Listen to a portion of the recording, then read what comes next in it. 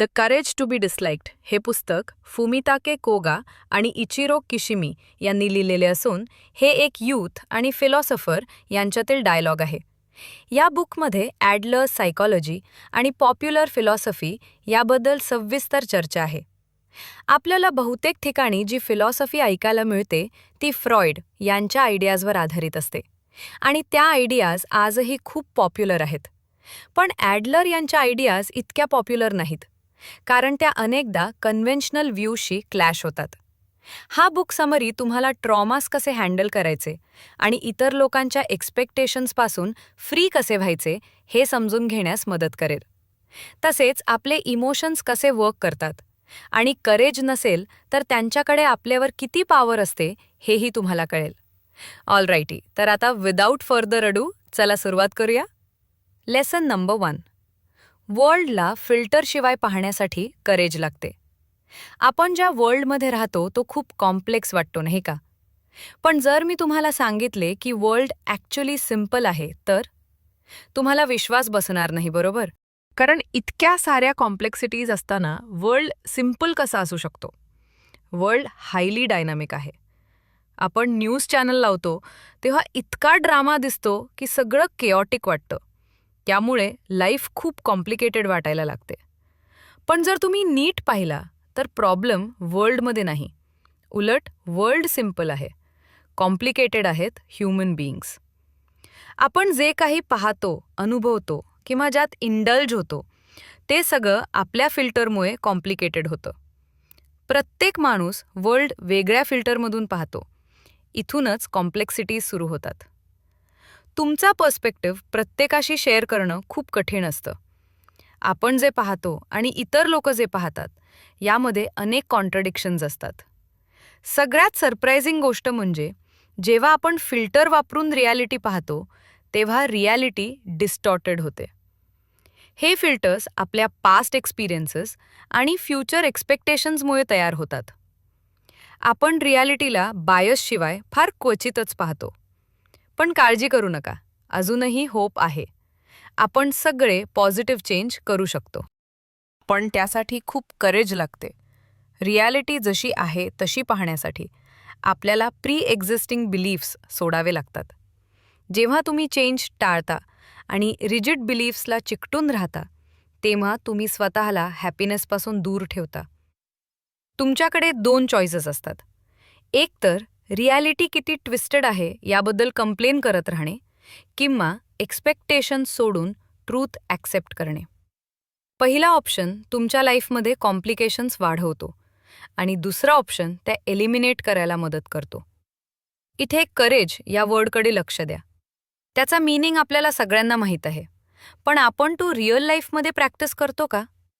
True freedom आणि happiness मिळवण्यापासून आपल्याला अडवणाऱ्या गोष्टी सोडायला आपण तयार आहोत का?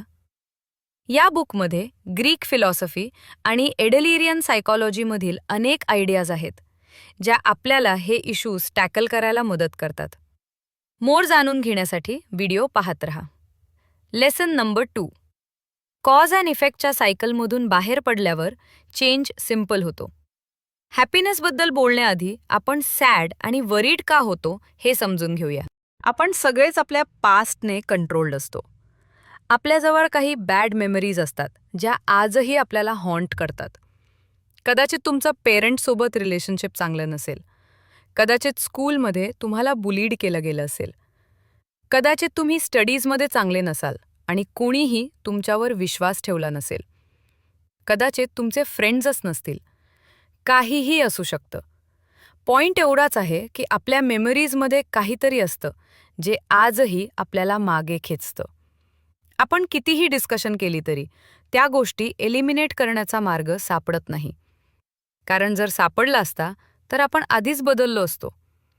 पण ॲडलरियन सायकॉलॉजी असं सांगते की ट्रॉमा अस्तित्वातच नाही. ॲडलर म्हणतो की आपण रिअल इश्यूज टाळण्यासाठी हे इमोशन्स स्वतः क्रिएट करतो. बुकमध्ये एका स्पॉइल्ड ब्रॅटची स्टोरी आहे जो घराबाहेर जात नव्हता कारण त्याचे पेरेंट्स त्याच्या टीनेज इयर्समध्ये ॲब्युझिव्ह होते. तुम्हाला वाटेल की पेरेंट्स ॲब्युझिव्ह होते म्हणून तो मुलगा असा झाला. पण ॲडलरच्या सायकॉलॉजीनुसार ते खरं नाही. त्याची करंट सिच्युएशन ही पास्ट एक्सपिरियन्सेसमुळे नाही.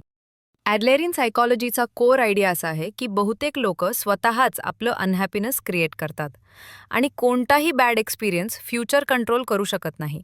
म्हणजेच माणूस कधीही आपलं प्रेझेंट बदलू शकतो. तुमचा पास्ट तुम्हाला कंट्रोल करू शकत नाही. आपण आपल्या विलपॉवरने कॉज अँड इफेक्टचा सायकल तोलू शकतो. त्या मुलाचं गोल बाहेर न जाण्याचं होतं, कारण त्याला लोकांमध्ये अनकम्फर्टेबल वाटायचं आणि तो आपल्या पास्ट एक्सपिरियन्सेसला एक्सक्यूज म्हणून वापरत होता. असंही म्हणता येईल की त्याच्यात अननोनला फेस करण्याची करेज नव्हती. प्रत्येक वेळी बाहेर जाण्याचा विचार आला की तो स्वतःशी खोटं बोलायचा आणि पास्टमधील अब्यूज आठवायचा. एनी ट्रॉमाशी फाईट करण्याची की म्हणजे आपण कसं आपल्या बॅड मेमरीजच्या मागे लपतो आणि रिॲलिटी टाळतो हे ओळखणं. लक्षात ठेवा, चेंज सिम्पल आहे. कॉम्प्लिकेटेड आपण स्वतः ते बनवतो. Lesson number 3. अँगर हा रिव्हेंज घेण्यासाठी वापरलेला टूल आहे. अँगर आपल्याला सगळ्यांना माहीत आहे नाही का? जसा राग येतो तसा आपलं कंट्रोल सुटल्यासारखं वाटतं. तो सडन एनर्जी बर्स्ट कंट्रोललेस वाटतो, बरोबर? रॉंग. ॲडलर असं सांगतो की इमोशन्सकडे आपल्याला कंट्रोल करण्याची पॉवर नाही, उलट आपण त्यांना रेझिस्ट करू शकतो. मग आपण असं का बोलतो की जणू सगळी इमोशन्स आपल्यावर हल्ला करायला तयार आहेत? खरं तर आपल्या सगळ्यांकडे काही गोल्स असतात जे आपण अचीव्ह करू इच्छितो. उदाहरणार्थ, एखादा वेटर चुकून तुमच्या शर्टवर चहा सांडतो, तर तुम्ही काय कराल? जे लोक असं मानतात की ते आपल्या अँगरला कंट्रोल करू शकत नाहीत, ते लगेच त्या व्यक्तीवर ओरडायला लागतात आणि मग असं जस्टिफाय करतात की माझा राग माझ्यावर ताबा घेतो. पण हे खरं नाही. त्यांना फक्त आपली फ्रस्ट्रेशन बाहेर काढायची असते आणि समोरच्या व्यक्तीवर ओरडून ती कूल डाऊन करायची असते. त्याऐवजी ते मोमेंटरी अँगर सोडून देऊ शकतात आणि असं म्हणू शकतात की हे कोणासोबतही होऊ शकतं. याचा अर्थ इमोशन्सकडे पॉवर नाही असं नाही. इमोशन्स पॉवरफुल असतात, पण त्या आपल्यापेक्षा मोठ्या नाहीत. आपण इमोशन्सना रेझिस्ट करू शकतो आणि त्यावर ॲक्ट करायचं की नाही हे चूज करू शकतो. अँगर कधीकधी युजफुल देखील असतो, पण दुर्दैवाने बरेच लोक अँगरच्या नावाखाली रिव्हेंज घेतात. तुम्ही एखादा पॉवरलेस स्टोन नाही ज्याला कोणीही इकडे तिकडे फेकू शकतं. तुमच्याकडे पॉवर आहे की तुम्ही तुमच्या इमोशन्सला कोणता मीनिंग देता हे ठरवण्याची. Lesson number 4. ॲडलरच्या सायकॉलॉजीनुसार सगळे प्रॉब्लेम्स हे इंटरपर्सनल रिलेशनशिप प्रॉब्लेम्स असतात. कल्पना करा, जर वर्ल्डमध्ये एकही प्रॉब्लेम नसता. किती अमेझिंग असतं नाही का? पण ते इम्पॉसिबल आहे, कारण असं होण्यासाठी युनिव्हर्समध्ये फक्त एकच ह्युमन बीइंग असायला हवा. हो, जर तुम्ही एकटेच असता तर प्रॉब्लेम्स नसते. कुणाशी कम्पीट करायची गरज नसती. तुम्ही युनिव्हर्सचे रूलर असता. भांडायला स्पाऊस नसता, किड्सची रिस्पॉन्सिबिलिटी नसती, रूल्स फॉलो करायची गरज नसती. पण ज्या क्षणी एकापेक्षा जास्त लोक असतात, प्रॉब्लेम सुरू होतात आणि रिअलिस्टिकली आपण एकटे राहू शकत नाही. इथला की आयडिया असा आहे की सगळे प्रॉब्लेम्स हे कुठल्या ना कुठल्या प्रकारे इंटरपर्सनल रिलेशनशिप प्रॉब्लेम्स असतात. यामध्ये 2 गोष्टी येतात: तुमचं रिलेशनशिप स्वतःशी, तुमचं रिलेशनशिप इतर लोकांशी. यापैकी एक जरी बरोबर नसेल तरी लाईफमध्ये कॉम्प्लिकेशन्स येणारच. जर तुम्ही प्रत्येक व्यक्तीकडे कॉम्पिटिशन म्हणून पाहिलात तर तुम्ही कायम स्ट्रगल करत राहाल आणि चांगले रिलेशनशिप्स बिल्ड करू शकणार नाही. पहिली स्टेप म्हणजे तुमची आयडेंटिटी ओळखणं. तुम्ही स्वतःकडे कसं पाहता? जर तुम्ही स्वतःला इतरांपेक्षा वर समजत असाल तर तुम्हाला सुपिरियॉरिटी कॉम्प्लेक्स होईल, आणि जर तुम्ही सगळ्यांना स्वतःपेक्षा वर समजत असाल तर इन्फिरियॉरिटी कॉम्प्लेक्स येईल. हॅपीनेस हवी असेल तर दोन्हीही चांगले नाहीत. Lesson number 5. इन्फिरियॉरिटी कॉम्प्लेक्स म्हणजे रिस्पॉन्सिबिलिटी टाळण्याचं एक्सक्यूज. सर्वात आधी हे समजून घ्या, इन्फिरियॉरिटी आणि सुपिरियॉरिटी कॉम्प्लेक्स दोन्ही नॉर्मल आहेत. जर तुमच्याकडे यापैकी एक असेल तर गिल्टी फील करू नका. सगळ्यांकडे हे फीलिंग्ज असतात. हे ह्युमन असण्याचाच एक भाग आहे.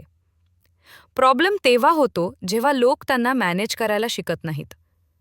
जर तुम्हाला कुणाच्या तुलनेत इन्फिरियर वाटत असेल तर त्याचा अर्थ इतकाच की तुमच्यातला एक भाग ग्रो व्हायला इच्छुक आहे. सगळं तुमच्या व्ह्यू पॉइंटवर डिपेंड करतं. जर तुम्ही इन्फिरियॉरिटीला एक्सक्यूज म्हणून वापरलं तर ग्रोथ होणार नाही.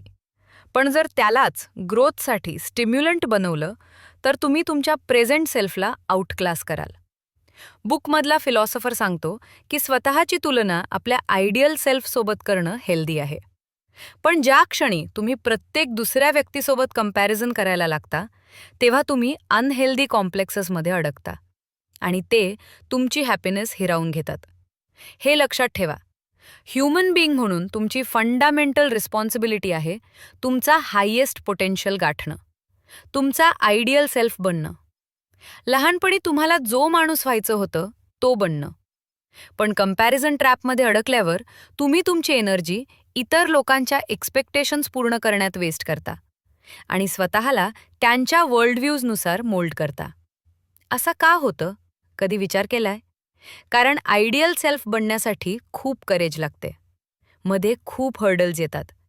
त्याच्या उलट कुणाला इन्फिरियर ठरवून स्वतःला सुपिरियर वाटून घेणं खूप इझी असतं आणि इररेलेव्हंट माइलस्टोनसाठी कॉम्पीट करणंही सोपं असतं. Lesson number 6. लोकांना एनिमीज नव्हे तर कॉम्रॅड्स म्हणून पहा. हा कंपॅरिझन माइंडसेट बदलायला हवा, कारण तो तुम्हाला असं फील करायला लावतो की प्रत्येक व्यक्ती तुमचा एनिमी आहे. जेलसीने भरलेल्या माइंडने तुम्ही सेल्फ ग्रोथवर फोकस करू शकत नाही. इथली ट्रिक म्हणजे माइंडसेट विन लूजवरून विन विनकडे शिफ्ट करणं. हीच आयडिया स्टीफन कोवेने the 7 habits of highly effective people या बुकमध्ये सांगितली आहे. फक्त तुम्ही जिंकलात आणि सगळे हरले तर ते विक्ट्रीचा काय उपयोग? तुम्ही ती कोणासोबत शेअर करणार? दुर्दैवाने बहुतेक लोक लाईफ अशी जगतात जणू ते रेसमध्ये आहेत. पण रियालिटी अशी आहे की आपल्याला रेस स्वतःसोबत करायची आहे, इतरांशी नाही. यामुळे वरीज कमी होतील आणि प्रत्येक माइलस्टोन तुम्हाला इम्मेन्स हॅपीनेस देईल.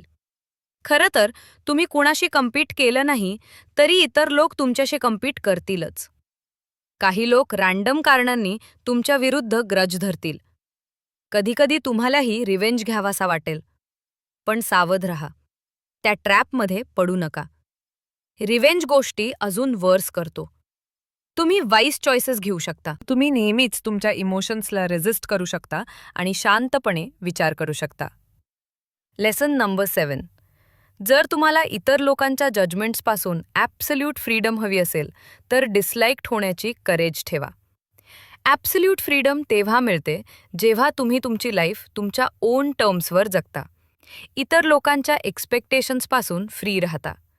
पण बहुतेक वेळा जेव्हा आपण इंटरपर्सनल रिलेशनशिप्सबद्दल बोलतो तेव्हा एक्सपेक्टेशन्समध्ये कॉन्फ्लिक्ट होतो. जर तुम्ही लोकांनी जे एक्सपेक्ट केलं आहे ते केलं नाही तर तुमचे क्लोज फ्रेंड्स किंवा रिलेटिव्स देखील तुम्हाला डिसलाईक करू शकतात. जरी तुम्ही सगळ्यांना सॅटिस्फाय करण्याचा प्रयत्न केला तरी तुम्हाला तुमच्या ओन चॉईसेस सॅक्रिफाईस कराव्या लागतात. आणि दुर्दैवाने तरीही काही लोक असे राहतातच जे कधीच सॅटिस्फाईड होत नाहीत. मग अशा कॉम्प्लिकेटेड सिच्युएशनमध्ये काय करायचं? इथला सोल्युशन असा आहे की तुमच्यात आणि समोरच्या व्यक्तीत एक बाउंड्री ड्रॉ करा किंवा डिफाईन करा. जर समोरची व्यक्ती तुमच्याकडून अनरिअलिस्टिक एक्सपेक्टेशन्स ठेवत असेल तर तुम्हाला स्वतःला चेंज करण्याची गरज नाही. ते तुमचं टास्क नाही. तसंही इतर लोक काय विचार करतात हे तुम्ही कंट्रोल करू शकत नाही. मग याचा अर्थ असा होतो का की तुम्ही इतर लोक काय विचार करतात याची केअर करू नका आणि सेल्फिश बना? मुळीच नाही. खरं तर उलट आहे.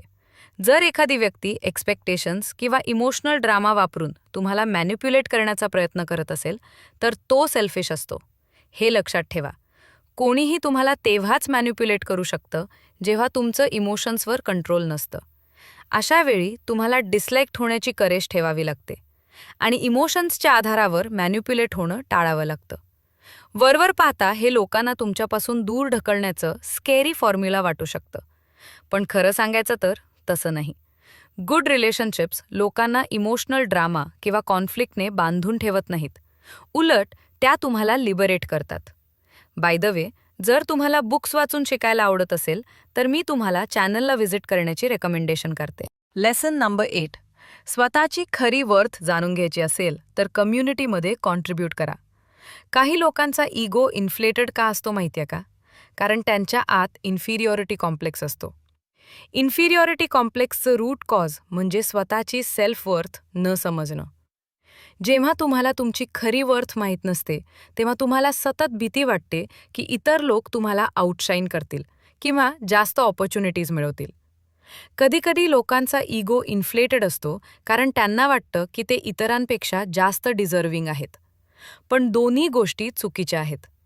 कोणीही सुपिरियर नाही आणि कोणीही इन्फिरियर नाही. खरं तर असा कॉम्प्लेक्स धोकादायक आहे. ॲडलर सांगतो की आपण सगळे एका मोठ्या कम्युनिटीचा भाग आहोत. आणि इथे एक्साइटिंग गोष्ट म्हणजे तो फक्त कॉमन इंटरेस्ट्स किंवा रिजनवर तयार झालेल्या कम्युनिटीजबद्दल बोलत नाही. तो त्यापेक्षा ब्रॉडर विचार करतो. ॲडलरच्या मते एक खूप मोठी ह्युमन कम्युनिटी आहे, जिथे कोणीही सेंटर नाही. ही फिलॉसॉफी त्या सेल्फिश लोकांच्या विरोधात जाते, जे स्वतःला सुपिरियर समजतात. मग याचा अर्थ असा होतो का की कुणालाच वर्थ नाही? नाही, अगदी उलट. ॲडलरचा अर्थ असा आहे की प्रत्येक ह्युमन बीइंगची वर्थ इक्वल आहे. प्रत्येक व्यक्ती या मोठ्या ग्लोबल कम्युनिटीमध्ये कुठल्या ना कुठल्या प्रकारे कॉन्ट्रीब्यूट करू शकते. तुम्ही नोटिंगमधून समथिंग देऊ शकत नाही, बरोबर ना? म्हणून जेव्हा तुम्ही कम्युनिटीसाठी काहीतरी देता किंवा कॉन्ट्रीब्यूट करता, तेव्हा तुम्हाला वर्थची फीलिंग येते. ही वर्थ तुमचा इगो इन्फ्लेट करत नाही, उलट ती तुमची ट्रू नेचर दाखवते. ती तुम्हाला फ्रीडम आणि हॅपीनेस देते. Lesson number 9. फक्त इतरांसोबत असण्यातही वर्थ असते. जेव्हा आपण वर्थबद्दल विचार करतो, तेव्हा सगळ्यात आधी आपल्या डोक्यात मनी येतो. पण एखाद्या व्यक्तीची खरी वर्थ नेहमी पैशांवरून ठरत नाही. समजा एखादी व्यक्ती फायनान्शियली पुअर आहे आणि कुणाला मदत करू शकत नाही. तरीही त्याची वर्थ आहे का? हो, नक्कीच. जसं आपण आधी चर्चा केली, एखाद्या व्यक्तीची वर्थ अनेक कारणांमुळे असू शकते. उदाहरणार्थ, वृद्ध लोक, जे काही देऊ शकत नाहीत, तरीही त्यांची वर्थ असते. कारण ते इमोशनल सपोर्ट किंवा नॉलेज देऊ शकतात. त्यांची प्रेझेन्ससुद्धा समोरच्या व्यक्तीसाठी व्हॅल्युएबल असते. फक्त पैशांच्या आधारावर एखाद्याची किंमत ठरवणं लाईफ पाहण्याची एक लिमिटेड पद्धत आहे. हे लक्षात ठेवा, लाईफ मनीपेक्षा खूप मोठी आहे. आता तुम्ही सांगा, या बुक समरीमधून तुमचा बिगेस्ट टेकअवे काय आहे? खाली कमेंट करा आणि तुमचे थॉट्स सांगा. मी स्ट्रॉंगली रेकमेंड करतो की तुम्ही हे बुक नक्की परचेस करा आणि किमान एकदा तरी वाचा. लिंक डिस्क्रिप्शनमध्ये दिली आहे. Thanks for watching.